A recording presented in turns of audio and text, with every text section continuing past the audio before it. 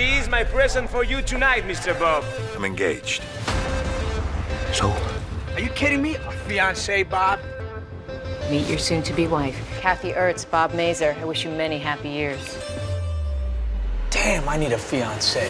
When we first meet Kathy, she's, like I said, this young sort of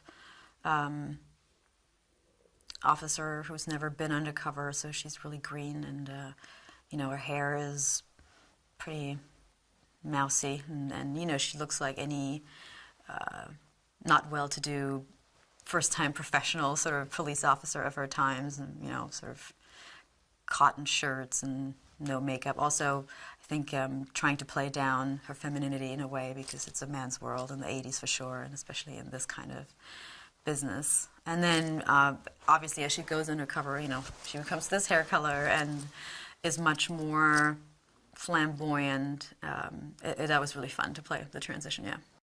Kano says Don Chepe's $10 million is frozen, which is actually Pablo Escobar's money, and he doesn't give a rat's ass that our government did it. He wants his money, and it's not going to be over Now until he listening to gets me, it. there's a Senate investigation into Noriega. You're not getting money that went through Panama. And I thought it was an interesting part for a woman, you know, in one sense she has this double life where she's a police officer and she's driven, and she's definitely, even especially in the 80s, you know, it's a man's world, and she's trying to make her way, and she finds this incredible partner in Bryan Cranston's character, and they become this incredible team, and you know, it's very exciting. Mark, it's f***ing up our operation. We need you to fix this for us. How am I going to fix this? You want me to call Senator Kerry? Hey, John, could you drop your investigation that the president has sanctioned? Because my friend Bob's getting really upset. Reagan wants Noriega's ass. Are you listening to me? Hey, you know what Alcaino said? That's not an answer that keeps you alive, my friend. It's hard for me to imagine living a completely different life with someone over a period of years. You know, it must be so incredibly hard to, where do you draw the line? You know, what's you, what's fake? It's fascinating. Like I mentioned earlier, I think people who do that or who get trained to do that, it's a very specific kind of skill. Did he threaten you? No. Did he put your neck in the noose? Yeah, and he's squeezing. No, he didn't. Roberto didn't say that. He wouldn't say that. It's Escobar.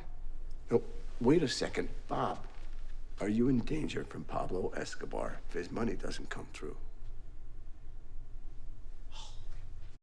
Hopefully you're intrigued by the story.